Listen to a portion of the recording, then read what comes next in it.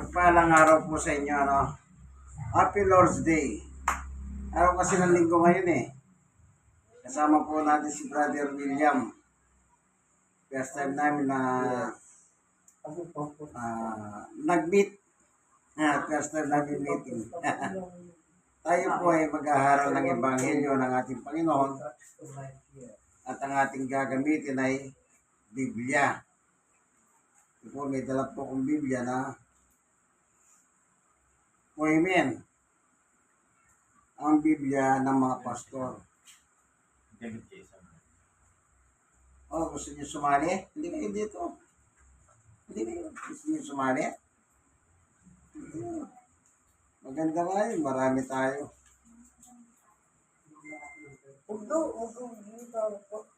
Ang Biblia po ang batayan ng pananampalataya ng tao. Lahat naman ng tao mayroong kanya-kanyang paniwala. May kanya-kanyang pananampalataya. Ngayon, ang pananampalataya para sa Diyos, sige lang, ay makikita natin sa Biblia. Kasi ang Biblia po ang ginagamit para masabi natin, ay may pananampalataya ako. Kung wala ka naman ng Biblia, paano mga ipatutunayan na may pananampalataya ka? Maaring may konti kang alam, maaring nakarinig ka lang sa iba, pero the truth is, kailangan po gumagamit talaga tayo ng Biblia. Kasi po ito ang pagkukunan natin pananampalataya sa Diyos. Ano? Bago tayo papalahot sa ating home Bible study, ito po ang tawag dito, home Bible study, kasi nasa loob tayo ng bahay. Kapag nasa labas po, depende. Ang tawag po dyan is street Bible study or public preaching. Yan. Sometimes nasa public naman po ako. Ano? Bago tayo papalahot, tayo po'y mananalangin muna ng pangingin ng tulong ng Diyos. Kasi po, salita niya ito eh. Kailangan siya pumatnubay sa atin upang sa ganon tayo po'y matuto.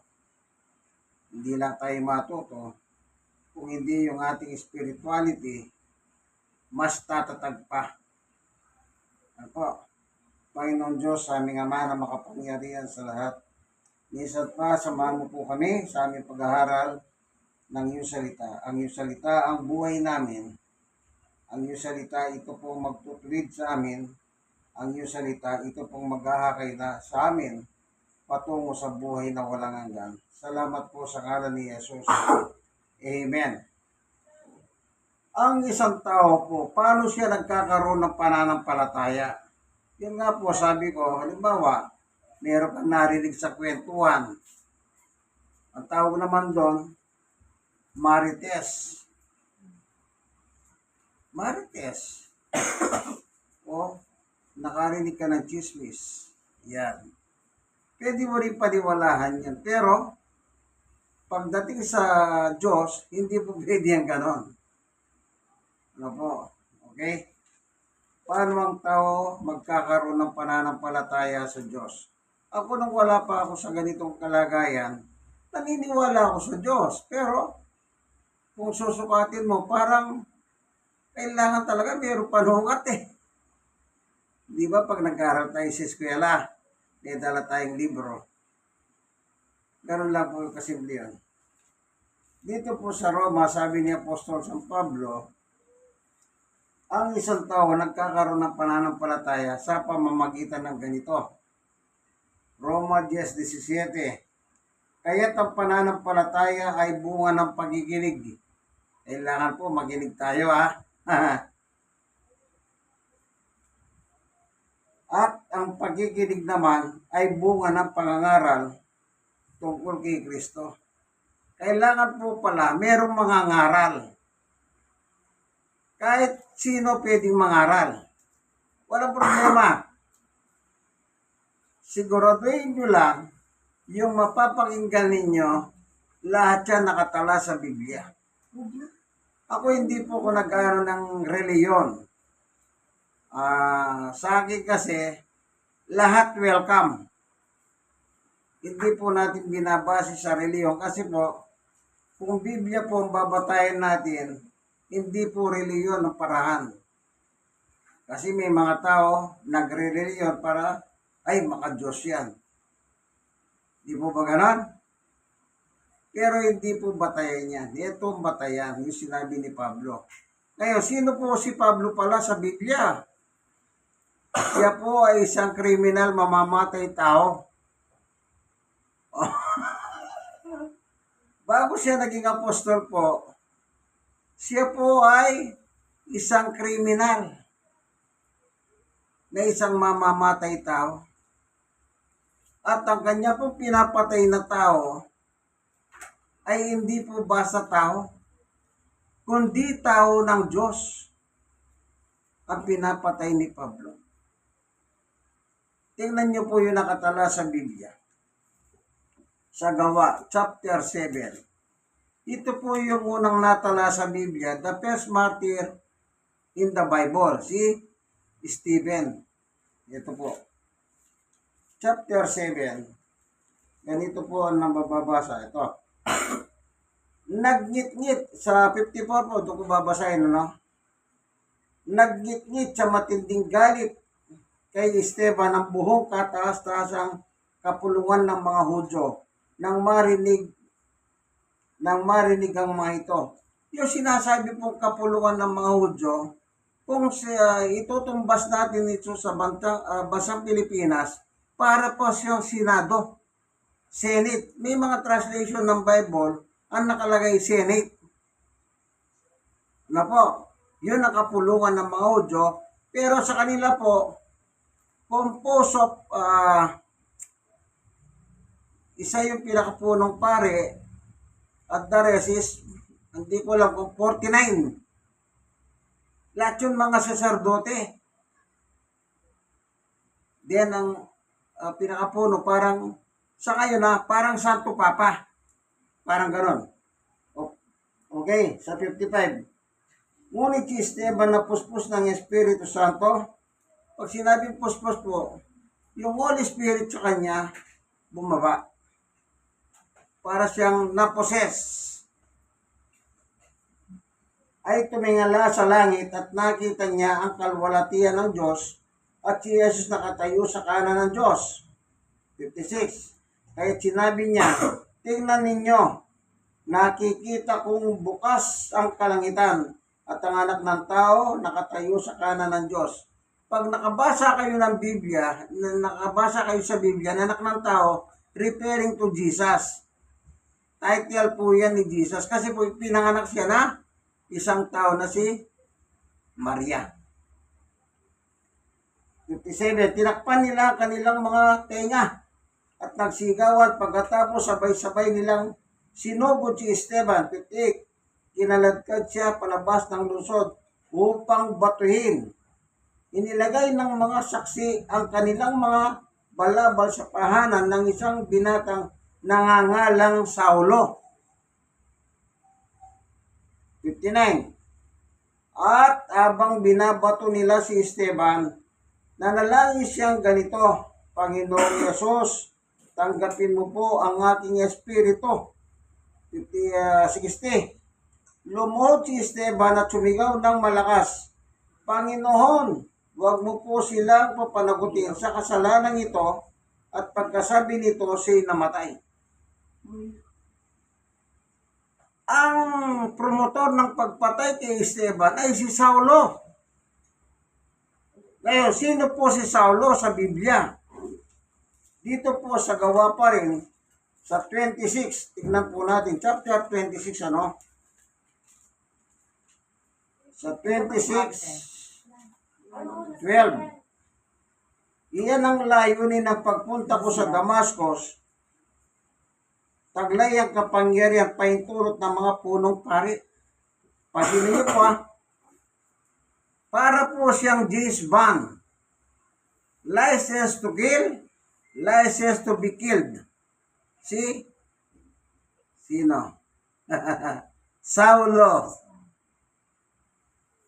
13. Nang katanghalian tapat habang kami naglalakbay, nakita ko, Haring Agripa, ang isang ang nakakasilaw na liwanag mula sa langit.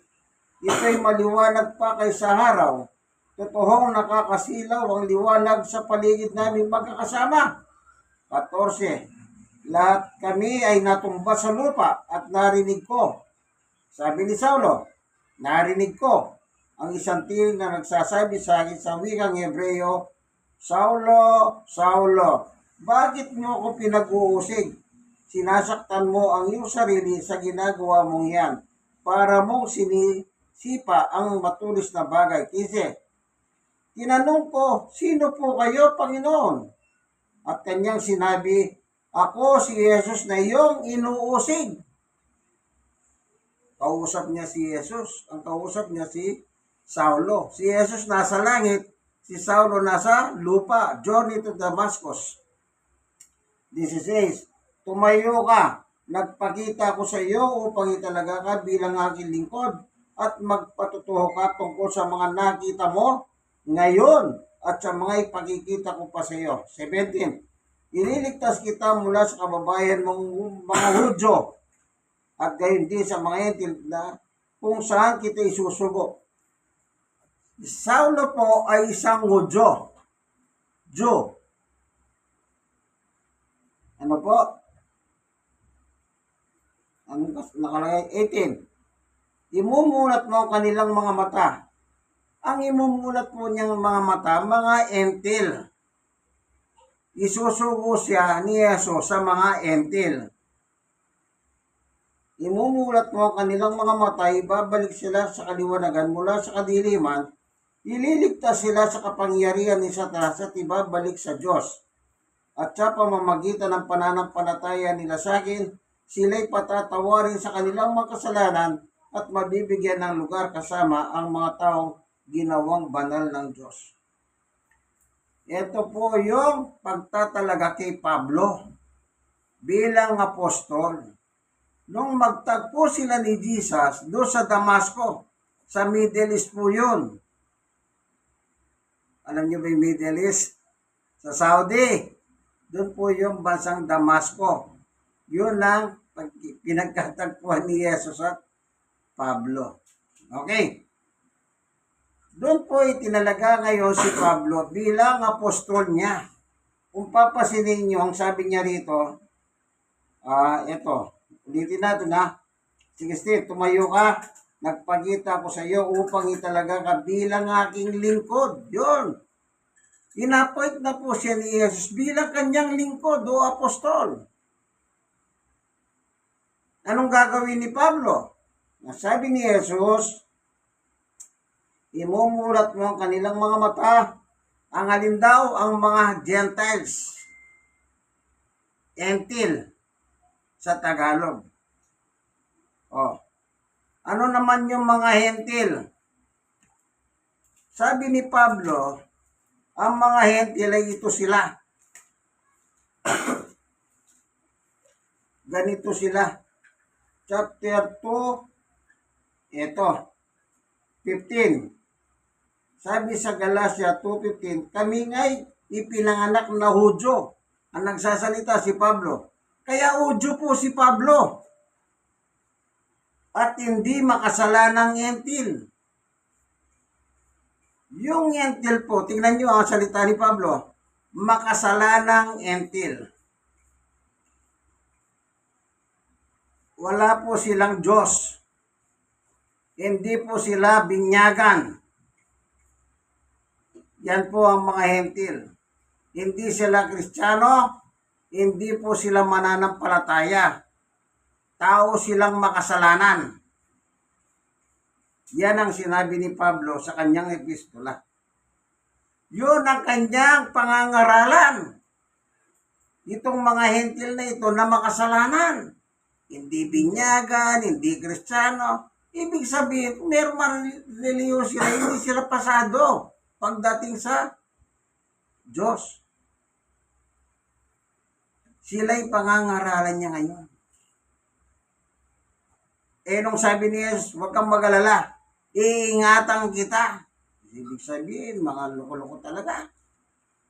Anong sabi ni Jesus? Balikan natin yung Gawa chapter 26. Anong sabi ni Jesus kay Pablo nang itinalaga na siya? Tumayo ka, nagpakita ko sa iyo upang italaga ka bilang aking lingkod at magpatotoo tungkol sa mga nakita mo ngayon at sa mga ipakikita ko pa sa iyo. At ililigtas kita mula sa mga kababayan mong mga Hudyo, gayon din sa mga Entil. Alam niyo po, nung panahon ni Pablo, hindi po naniniwala kay Kristo. Maski si Pablo, hindi nga naniniwala eh. Kaya nga ang ginagawa niya, pumupunta siya sa mga sinagoga ng mga Hudyo upang hanapin ang mga mananampalataya kay Jesus. Pag nakita niya, kakalad ka rin niyang palabas. Pahihirapan, papatayin, pabibilanggo. Etong pagtatapat ni Pablo. Doon sa unang Tesalonica po, anong nangangaral siya, pinagtapat niya. Anong sabi niya? Unang Timoteo chapter 1 verse 12. Ang sabi ni Pablo, ito na po yung pagtatapat niya. Nagpapasalamat ako sa Panginoong Yesukristo na nagbibigay sa akin ng lakas. Dahil itunuring niya ako karapat-dapat na maglingkod sa Kanya. Ibig sabihin talagang hindi siya naglilingkod kay Jesus. Kundi inusig niya pa si Jesus. Kasi hindi po ba sabi niya, sino ka ba Panginoon? Ako si Jesus na yung inusig. Tingnan niyo yung salita ni Pablo. 13. Kahit na noong ngunay nila pastangan, inusig at nilait ko siya. Sinong tinutukoy niya? Si Jesus. Lahat ng tagasunod ni Jesus, pag ginawa ng masama ni Pablo, ginawa niya kay Jesus mismo yon. Kasi si Jesus mismo nagsasabi, inusig mo ko, nilait mo ko. Pero totoo si Jesus nasa langit, nasa kanan ng Diyos. Paano niya nagawa? Yung tagasunod ni Jesus ang kanyang binibira sa lupa. Kasi meron po siyang dala mula sa pinakapunong pare ng otoridad na binigyan sa lisensya to be killed and to be killed. Pwede siyang pumatay, maaaring pwede rin siyang mamatay. Yan po ang otoridad na nasa kanya. Yung sulat. Pero nung naka-encuentro niya si Jesus, iba na ang tunog ng kanyang pananalita. Nagpapasalamat ako. Kanino? Sa ating Panginoong Yesukristo. Aking Panginoong Yesukristo. Iba na. Dati wala siyang paniwala. Kahit na noong ngunay nilapastahan, inusig at nilait ko siya, sa kabila nito'y nahabag sa akin ng Diyos, sapagkat hindi ko nalalaman ng aking ginagawa noong ako'y hindi pa sumasampalataya. Lahat ng tao sa buong mundo, walang paniwala kay Jesus. Yan si Pablo, sinasabi niya. Nagawa niya yon sa kawalan ng pananampalataya sa Kanya. Kasi po, lahat naman tayo makasalanan eh.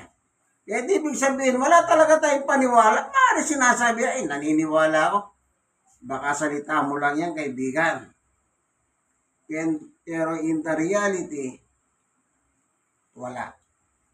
Unless, magaya tayo kay Pablo na sumampalataya siya kay Jesus. Yun po nagpabago sa kanyang buhay. Naging apostol na siya na Apostol Pablo. Mula sa saulong makasalanan, kriminal, mamamatay tao, mapangusig, mapanlait kay Jesus. Bigla-bigla, nagpapasalamat ako sa aking Panginoong Yesukristo. Yung panatunog naging mabait na. Ano po?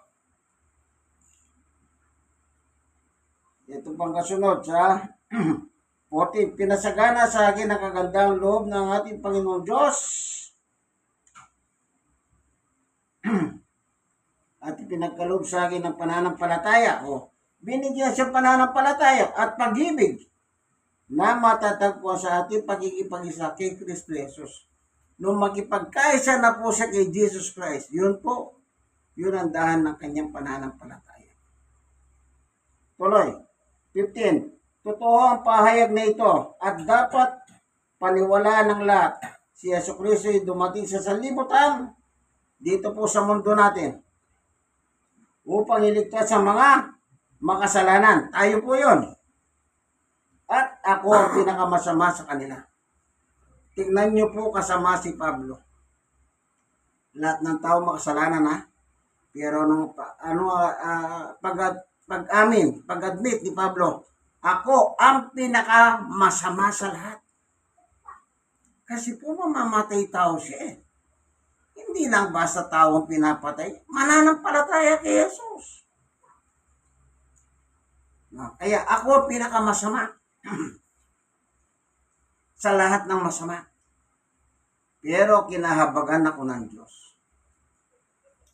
Kaya kinasangkapan po siya upang siya magpatotoo. Ang ipatotoo niya po ay walang iba kundi si Jesus lamang. Hindi siya pwedeng magpatotoo na kung sa ano-ano. Tingnan niyo po ang patotoo niya. Nang siya po ay siya ng apostol, anong sabi niya? Dito po sa unang Korinto, ang sabi ni Apostol Pablo, ang kanyang patotoo. Chapter 1, verse 23. Ganito po nakatala. Sabi ni Apostol Pablo ay, ngunit ang ipinangangaral namin, sila mga apostol, ay si Kristo na ipinako sa krus. Na para sa mga Hudyo po siya at sa kanyang mga kalay, isang katitisuran. At para sa mga hentil, isang kahangalan. Sino po yung hentil na tinutukoy ni Pablo? Tayo pong hindi Hudyo. Yung Pilipinas po, Pilipino. Tayo po ay mga hentil. Labas sa bansang Israel is hentil. Tayo yung tinaguriang pinakamasama. Grabe po pala tayo. Masama tayo. Salamat sa Diyos. Bakit tayo nagpapasalamat? Mahal kasi tayo ng Diyos eh. Mahal tayo. Anong ginawa ng Diyos? Pinadala si Jesus para sa kapatawaran ng ating kasalanan. Kung wala pong masama, walang Jesus, wala pong Pasko. Kaya may Pasko kasi may Jesus. Kasi may Jesus, kasi po may mga makasalanan. Tayo po yun. Dahil mahal tayo ng Diyos. John 3:16. Gayon na lang ang pag-ibig ng Diyos sa mga tao na ibinigay ang kanyang bugtong na anak na si Jesus upang hindi tayo mapahamak sa apoy ng impyerno, kundi magkaroon tayo ng buhay na walang hanggan sa piling ng Diyos. Ganun po kadakila ang pagmamahal ng Diyos. Walang katulad ang pag-ibig ng Diyos. Ang mahalaga sa Diyos, lahat tayong tao magkaroon ng kaligtasan. Panguli, unang Timoteo, babasahin ko po. Ang sabi po ni Apostol Pablo, chapter 2, verse 3 and 4. Ito ang mabuti at kalugod-lugod sa Diyos natin tagapagligtas. Ano yung mabuti at kalugod-lugod sa Diyos? 4. Ibig niya ang lahat ng tao ay maligtas at makahalam ng katotohanan ito. Kaligtasan ang offer ng Diyos. Gusto ng Diyos malaman natin ito. Kaya pinapatotoo ni Pablo. Sino pinatotoo ni Pablo? In Christ alone. Wala nang iba. Bakit? Sabi ni Kristo sa kanya, ipatotoo mo ako. Sumunod ba si Pablo? Sumunod. Wala siyang pinangangaral kundi ang pangalan ng ating Panginoong Yesu-Kristo. Oh. Sumunod siya hanggang kamatayan, kaibigan. Kaya tayo, susunod din tayo hanggang kamatayan. Alam niyo po, lagi ko sinasabi ito. Ang pinakamalapit sa kamatayan ay walang iba kundi yung may sakit. Kapag may sakit po kayo, kahit anong sakit, tanggapin niyo po kahit anong oras mamamatay kayo. Bakit po sinasabi? Medyo masakit, di ba? Ihandaan niyo po ang sarili niyo. Ihandaan niyo ang pamilya niyo. Para pagpapanaw ka, hindi sila masasaktan. Hindi yung pag namatay ka, daw iyak sila, agulgul dito, agulgul doon. Para saan? Sige nga, subukin mo magulgul lang magulgul, mabubuhay pa ba yung patay? Patay is patay. No more. Kaya hanggat nabubuhay po tayo, anong dapat natin gawin? Yun ang sinabi ni Pablo sa unang epistola natin. Ang pananampalataya ay bunga ng pakikinig at ang pakikinig naman ay bunga ng pangangaral ng ano? Jesus Christ. Kapag kayo nakikinig, nagkakaroon ka ng kaugnayan sa Diyos ng pananampalataya.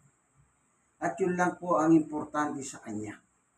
Yung pananampalataya mo, kaibigan. Hindi po importante, maganda lalaki ka, maganda kang babae, mayaman ka, milyonaryo ka, maputi ka, maiti ka, ano man ang kalagayan mo. Pantay-pantay lang tayo sa Diyos, kaibigan. Ang importante, yung pananampalataya ng bawat isa. Bakit? Yun lang ang hahanapin eh. Wala nang iba eh. O isa pa, panguli na talaga. Nandito na rin lang tayo. Amen? Dito talaga tayo magtatapos, kaibigan. Lucas, tingnan niyo po ang salita ng kasulatan. 18:8. Second paragraph.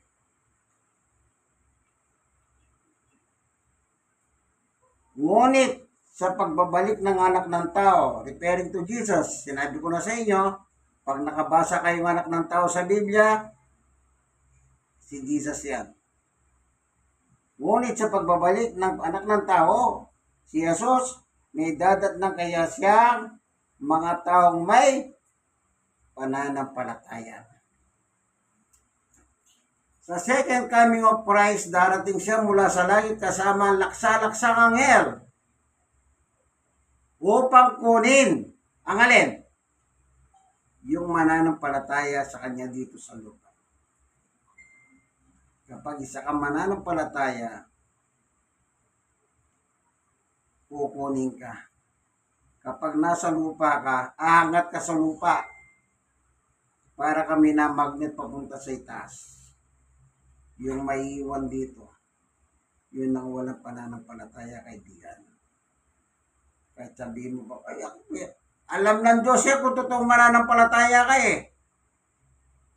Hindi natin may tatago yan. Basang-basa tayo ng Diyos. Aangat tayo sa lupa, kaibigan. Kung mananampalataya tayong totoo, sasalubungin natin sa impapawid. Kung saan pupunta si Jesus, kasama niya tayo, kaibigan. Hindi ba napakaganda niyan? Na tayo po, na mga taong makasalanan, kinahabagan tayo ng Diyos. At pinadala si Jesus upang tumbusin ang ating kasalanan. Kung walang Yesus, lahat tayo papunta sa isang lugar lang. Saan yun? Lahat ng tao papunta sa impyerno. Yun ang ayaw ng Diyos. Kaya niyo pinadala si Jesus. Ang impyerno pinagawa kay Satanas at sa kanyang mga anghel, hindi para sa tao.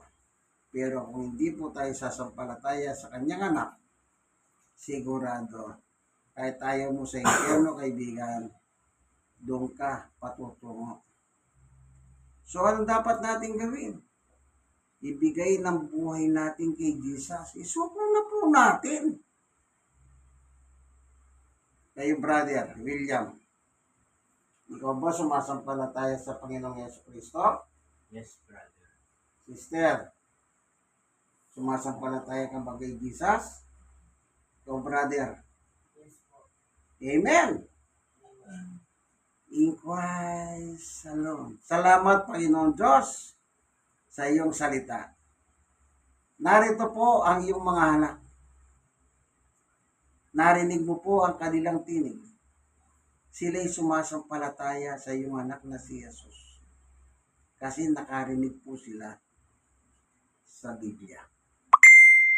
Salamat, meron ka pong sulat sa Biblia na pwede namin basahin, pwede namin gamitin. Pagpalain mo po ngayon ang buong sambayan ni Brother William, kasama po ang kanyang may bahay, kanyang mga anak, kasama dito sa bahay. I-bless mo po sila. Pagpalain mo po ang bawat isa sa kanila. But of course, yung kagalingan kay Brother William. Kami pong mga tao, ano man ang gawin namin, Panginoon Diyos, wala po kami magagawa. Meron po limitasyon ng kakayahan ng tao. Yang gamot, ginawa lang ng tao. Meron din pong limitasyon.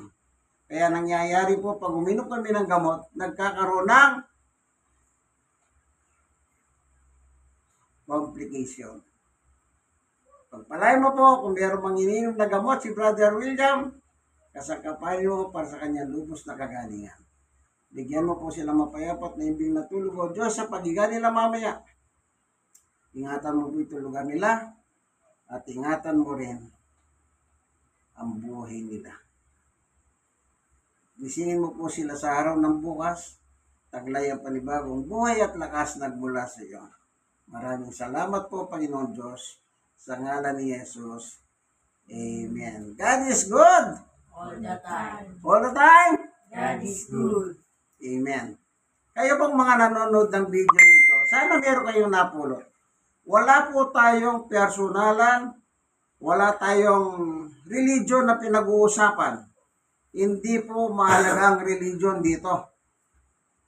Baka magkakaroon naman kayong malikot na isip. Sa susunod, pag-aaralan natin yan. In the meantime, kung hindi pa po kayo sumasampalataya kay Jesus, suko niya doon po buhay niyo. Total naman eh. Marami kayong pera, hindi mo madadala yan eh. Iiwan nyo lang dito sa mundo yan. Susunugin ng Diyos sa mundong ito. Tandaan niyo po yan. God bless us all. Thank you for watching. Bye-bye.